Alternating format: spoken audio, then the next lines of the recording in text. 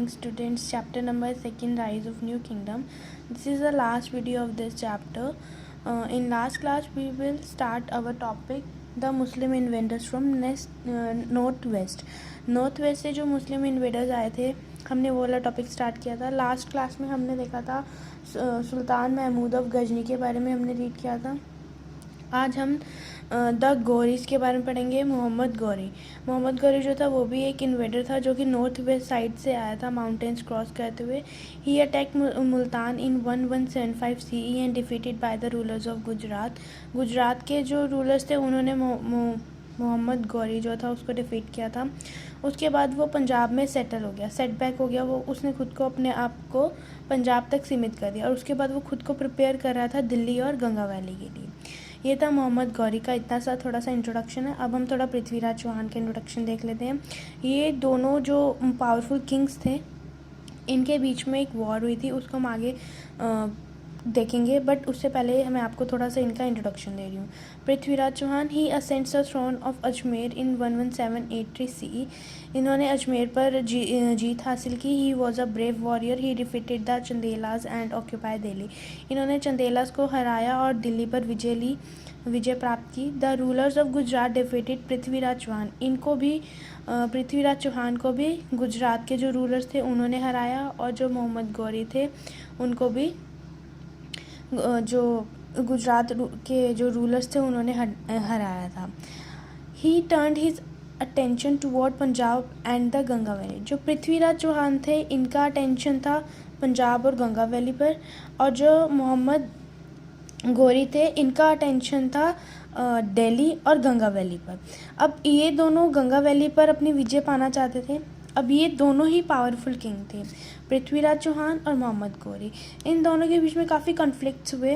किसको लेकर? पंजाब और गंगा वैली को लेकर. जिसका रिजल्ट क्या आया? 2 battles took place at Tarain. इन दोनों के आपसी मतभेद और झगड़े की वजह से दोनों ही गंगा वैली और पंजाब पर विजय प्राप्त करना चाहते थे. तो इनके बीच में 2 बार युद्ध हुआ था. फर्स्ट बैटल जो हुई थी 1191 CE में और 1192 में सेकेंड बैटल हुई थी. ये 2 battles ऑफ तराइन है. फर्स्ट बैटल में जो था Prithviraj Chauhan and all the kings of north India for their support all agree. First battle of Tarain में क्या हुआ था? फर्स्ट बैटल ऑफ तराइन में ये देखिए जो फर्स्ट बैटल ऑफ तराइन था उसमें मोहम्मद गौरी जो था वो हार गया था.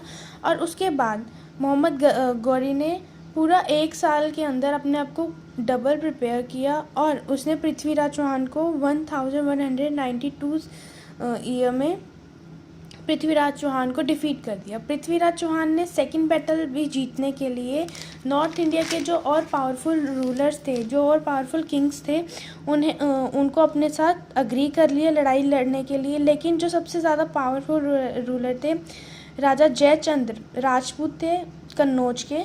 बट इन्होंने इनका साथ देने से, पृथ्वीराज चौहान का साथ देने से रिफ्यूज़ कर दिया. उन्होंने अपने आप को इस लड़ाई से दूर रखा.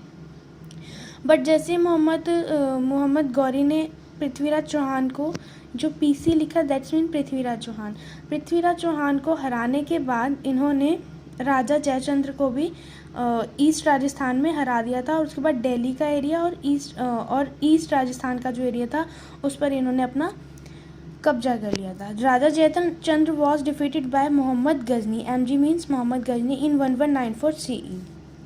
जो मोहम्मद गौरी है, MG मीन्स मोहम्मद गौरी. ये जो मोहम्मद गौरी हैं ये इंडिया में सबसे फर्स्ट जो टर्किश रूलर थे वो थे. The Turkish ruler extended over the Ganga and Yamuna, Bihar, Doab and Bengal. इस एरिया में राजा जयचंद्र को हराने के बाद मोहम्मद गौरी ने इस एरियाज़ में जो था अपना राज्य स्थापित कर लिया. और जो मोहम्मद गौरी था सबसे फर्स्ट रूलर था जिसने इंडिया में टर्किश रूलर जो था स्टार्ट किया. Mohammad Ghori is also known as the founder of Turkish ruler in India. अब जीतने के बाद ये ज़्यादा समय यहाँ इंडिया में नहीं रहे. उन्होंने अपने 2 जनरल्स को इंडिया में छोड़ दिया और ख़ुद यहाँ से चले गए. फर्स्ट है कुतुबुद्दीन ऐबक और सेकंड है बख्तियार खलजी। इन दोनों के ऊपर इंडिया की रिस्पॉन्सिबिलिटी छोड़कर ये इंडिया से चले गए थे। अभी तक हमने सारी बात की थी नॉर्थ इंडिया की, और नॉर्थ इंडिया में जो इन्वेडर्स आए थे उनकी बात की थी। बट अब हम जो बात कर रहे हैं ये हमारे चैप्टर का लास्ट टॉपिक है साउथ इंडिया। साउथ इंडिया में 3 पावरफुल किंगडम्स थे, the Palwas, the Pandyas and the Cholas. ये 3 जो थे बहुत पावरफुल और बहुत एक्सटेंडेड एम्पायर था इनका। पालवास को चोलास ने डिफीट किया, और पालवास का जो इतना बड़ा स्प्रेड है, उनका एरिया जो था बहुत बड़ा था, साउथ का सारा एरिया पालवास के पास था। इनको डिफीट करके चोलास ने सारा एरिया अपने अंडर ले लिया, और उसके बाद पांड्यास को भी चोलास ने डिफीट कर दिया था। 7 to 8 सेंचुरी में जो पालवास का किंगडम था बहुत ही पीक पर था, और इनकी जो कैपिटल थी वो कांची थी। पांड्यास की कैपिटल मदुरई थी। अब ये तो हमारे छोटे छोटे टॉपिक्स थे, बट हमारा जो मेन इसमें चैप्टर में डिस्क्राइब है द चोला एम्पायर, इसके बारे में हम पढ़ेंगे। जो चोला था, द चोलास एम्पायर जो है वो पहले एक छोटा सा किंगडम होता था, द चोला किंगडम था, जिसे विजय आलया ने बहुत बड़ा किंगडम बनाया। नाउ द चोला एम्पायर के बारे में हम लोग स्टडी करने वाले हैं। The Chola dynasty was a strong empire in south India. ये बहुत स्ट्रॉन्ग एम्पायर था साउथ इंडिया में 800 to 1200 CE तक। इसकी कैपिटल तंजौर थी या तंजावुर, कुछ भी मतलब दोनों वर्ड इसके लिए यूज़ होते हैं। और ये जो सिटी थी ये इन्होंने ही बसाई थी, इन्होंने ही इसका निर्माण किया था। एक सिटी इन्होंने खुद से बनाई थी। Vijayalaya founded the Chola dynasty. इसके फाउंडर जो थे विजय आलया थे। He build the towns of Thanjavur and a beautiful city of temple. इन्होंने बहुत सुंदर सिटी बनाई थी टेम्पल की। इनके जो सिटी थी उसमें टेम्पल्स थे, और इन्होंने बहुत सारे टेम्पल्स बनवाए थे, जिसके अंदर गॉडेस निशुम्भसुदनी की जो मूर्तियाँ थी वो उन्होंने बनाई थी। ये निशुम्भसुदनी के फॉलोअर थे, इनको मानते थे। अब जो इनका राजा था वो था राजा चोला वॉज ग्रेट किंग। बहुत बड़े किंग थे और बहुत ग्रेट थे। ही वॉज अ ब्रिलियंट कमांडर। वो बहुत अच्छे कमांडर भी थे। ऑल्सो नोन एज राजा फर्स्ट। राजा फर्स्ट के नाम से भी इनको राजा चोला को जाना जाता है। He inherited a small kingdom but a few years it developed into a big empire with an organised army and navy. इन्हें हेरिडिटी में यानी इन्हें विरासत में छोटा सा किंगडम मिला था, जिनको इन्होंने कुछ ही समय में एक अच्छी वेल ऑर्गेनाइज आर्मी और नेवी की हेल्प से बहुत बड़ा एम्पायर बना लिया। He transformed and reorganised the administration of the empire to control the trade with the Arabs on the western coast. इन्होंने अपनी मिलिट्री को इतना ज़्यादा हेल्प किया, उसे चेंज किया, एडमिनिस्ट्रेशन को थोड़ा सा इम्प्रूव किया, और उसके बाद इन्होंने ट्रेड स्टार्ट किया अरब्स के साथ वेस्टर्न कोस्ट में।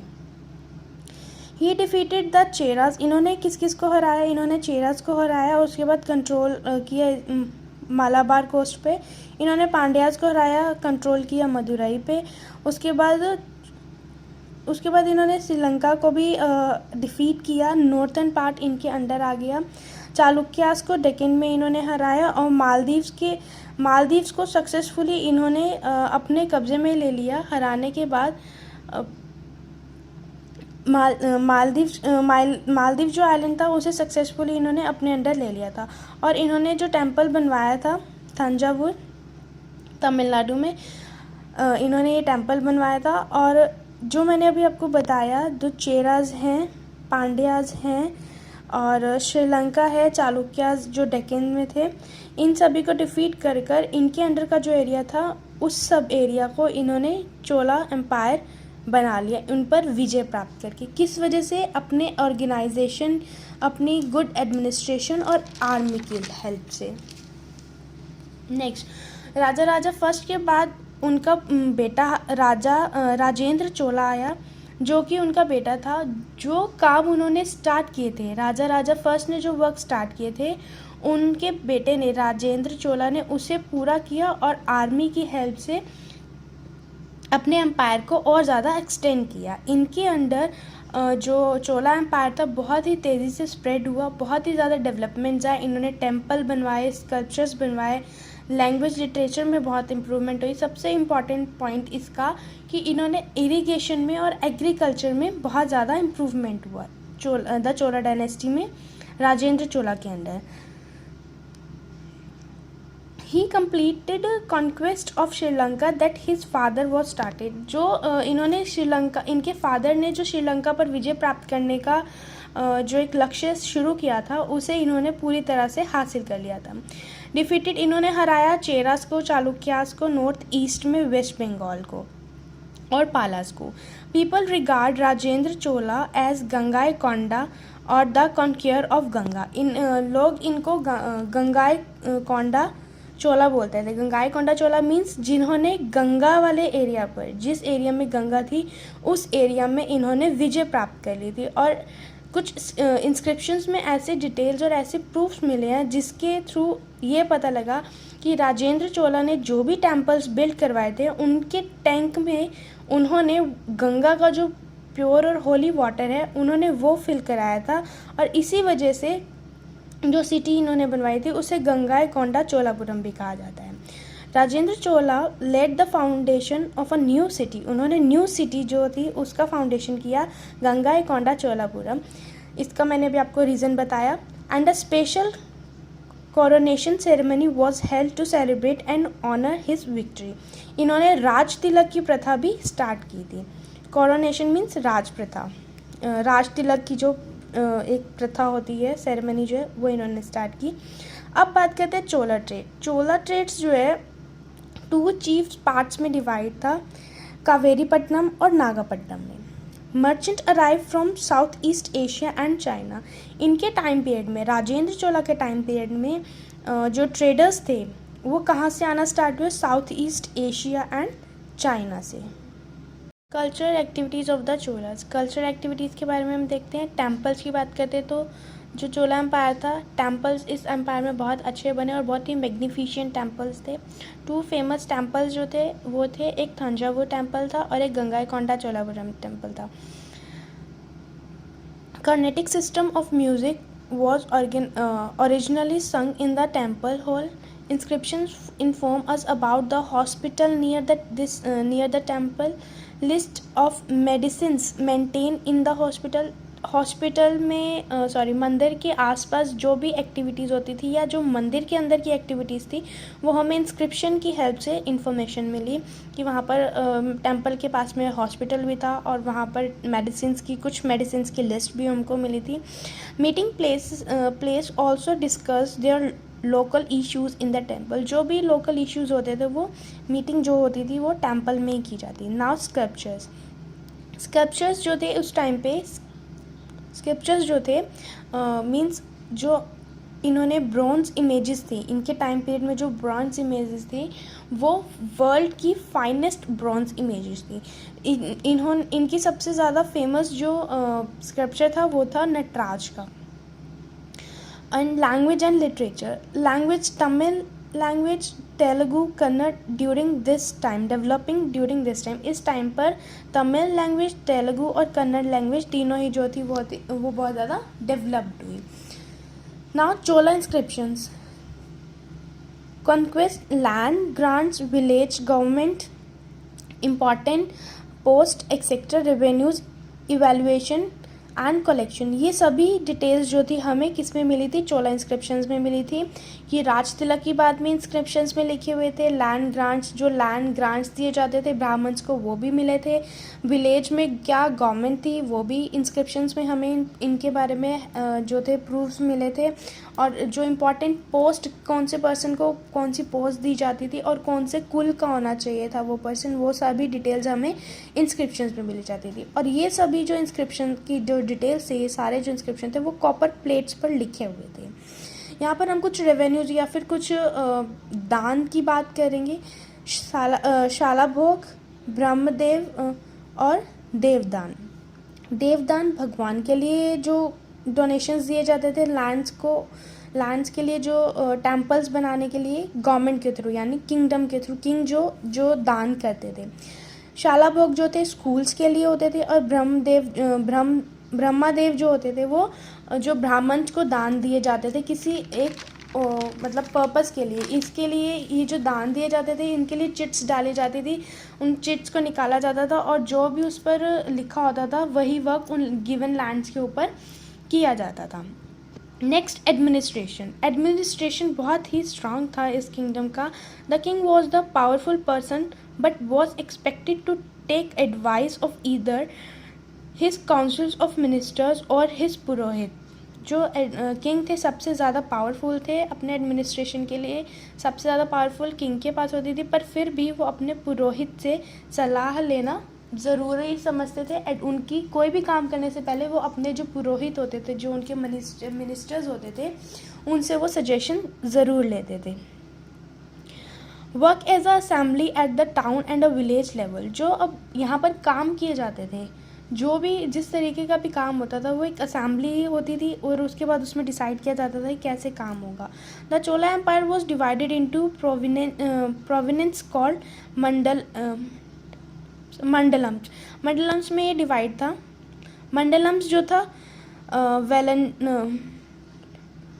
वेलेनेट्स में डिवाइड था और वेलेनेट्स के अंदर जो था नाडूस थे। नाडूस जो थे वो क्या थे, एक बहुत बड़ा ग्रुप होता था पीपल्स का, एक विलेज जो था वो नाडूस में आते थे। इनके ऊपर जो थे गवर्नर होते थे। बहुत बड़ा एम्पायर होने की वजह से इन्हें गवर्नर्स बनाने पड़ते थे। Towns were known as नागरम्स। जो छोटे टाउन्स होते थे उन्हें नागरम्स बोला जाता था और जो लार्ज टाउन्स होते थे उन्हें तानियूर बोला जाता था। और इन दोनों टाइप के विलेजेस के और टाउन्स के ऊपर गवर्नर्स होते थे। और उसके बाद हम बात करें असेंबलीज़ की। असेंबली जो होती थी वो 2 असेंबलीज थी, द उर और द सभास। ये जो उर और सभास थे, इनके मेंबर्स की मैं पहले आपको बात बताती हूँ। इनके मेंबर्स जो थे वो एक तो लॉयल होने चाहिए थे। यहाँ पर मेंबर्स का पॉइंट डिस्कस कर रहे हैं। जो मेंबर्स हैं दोनों ही लॉयल होने चाहिए थे। Administrative experience, honest and submit family member accounts Fairlie before contesting assembly election. Assembly election में खड़े होने से पहले उनको ईमानदारी से अपने और अपने परिवार की पूरी जानकारी जो है वो राजा तक पहुंचानी होती थी या गवर्नर्स तक दी जानी होती थी कि हमारे पास इतना अमाउंट है, हम इस कुल के हैं, हमारे पास इतना एक्सपीरियंस है इस काम को करने के लिए और हमारे फैमिली मेम्बर्स की ये डिटेल है। और ये सारी डिटेल बिल्कुल लॉयल होनी चाहिए थी। ये जनरल असेंबलीज होती थी जो उर होते थे। इसमें जो मेंबर्स होते थे वो ओनर्स ऑफ लैंड्स, जो ज़मीन के मालिक होते थे, उन्हीं को उर का जो है मेंबर बनाया जाता था। अब हम सभा के फंक्शंस देखते हैं। Local administration like temples, garden, land revenues, law and orders. ये वाला जो काम था टेम्पल्स के रिगार्डिंग जो भी वर्क होता था या मीटिंग्स होती थी सभा के अंडर आता था। गार्डन्स के रिगार्डिंग, लैंड जो रेवेन्यू के लिए रिगार्डिंग कि कौन से रेवेन्यू है और कौन से लॉज और कौन से ऑर्डर्स माने गए या क्या नया लॉ या ऑर्डर आना चाहिए या किसी ने इसकी उल्लंघना की तो उसके लिए क्या पनिशमेंट या क्या रेवेन्यू रखना चाहिए। ये सब वर्क जो था सभा के अंदर आता था। Now trade and commerce was at its peak. इस टाइम पीरियड में चोला एम्पायर में ट्रेड जो था बिल्कुल पीक टाइम पर था अपने। Large corporation name manigramams. जो इस टाइम पर सबसे बड़ा कॉरपोरेशन, लार्ज कॉरपोरेशन था वो था, उसको बोलते थे manigramams. Manigramams operate in inland towns as well as in the coastal area. ये गांव के अंदर भी होते थे और कोस्टल एरियाज़ में भी होते थे। अब हम देखते हैं एग्रीकल्चर और इरिगेशन। ये भी इम्पॉर्टेंट पार्ट है चोला एम्पायर का। Opened up area for large scale cultivation. यहाँ तक जो चोला एम्पायर थे इन्हें पता लग गया था कि एक साल में 2 फसल हम कैसे उगा सकते हैं और फसल उगाने के लिए हमें किस किस चीज़ की ज़रूरत है। इन्होंने पेड़ों को काटकर, जंगलों को काटकर इन्होंने प्लेन लैंड्स बनाना स्टार्ट कर दिया। इन्हें पता लगा कि जो गंगा वैली है उसके जो फर्टाइल है, जो उसकी जो सॉइल है, गंगा रिवर जो अपने साथ मिट्टी लेकर आती है वो बहुत ही ज़्यादा उपजाऊ है। इन्होंने लेवेड लैंड किया, क्लियर द फॉरेस्ट को क्लियर कर खेती करना स्टार्ट किया। 2 क्रॉप इन अ ईयर। एक साल में 2 फसलें कैसे उगाई जाएँ ये टेक्निक इन्होंने सीख ली। Excel in the cultivation of rice, इन्हें राइस उगाने में बहुत ज़्यादा एक्सपीरियंस्ड हो गया। इरिगेशन की बात करें, इरिगेशन मीन्स सिंचाई, ये लोग सिंचाई कैसे करते थे। अब बारिश के सीज़न में तो ईजिली सिंचाई हो जाती थी, पर जब बारिश नहीं होती थी तब इन्होंने बारिश की प्रॉब्लम्स, पानी की प्रॉब्लम को कम करने के लिए क्या किया, इन्होंने पानी की प्रॉब्लम कम करने के लिए वेल ऑर्गेनाइज किए, यानी कि कुएं खुदवाए। Well organise irrigation system, Kaveri river branches divided into small canals, जो कावेरी रिवर आती थी साउथ में जो है, उस रिवर को इन्होंने छोटी छोटी ब्रांचेस में डिवाइड किया। एम्बैंकमेंट्स किए फॉर प्रिवेंटिंग फ्लड, अपने एरिया को फ्लड से बचाने के लिए इन्होंने एम्बैंकमेंट्स किए। Huge tanks and wells were dug to collect rain water, इन्होंने रेन वाटर कलेक्ट करने के लिए बड़े बड़े टैंक्स और कुएं बनवाए, और डैम भी बनवाया कावेरी रिवर पर।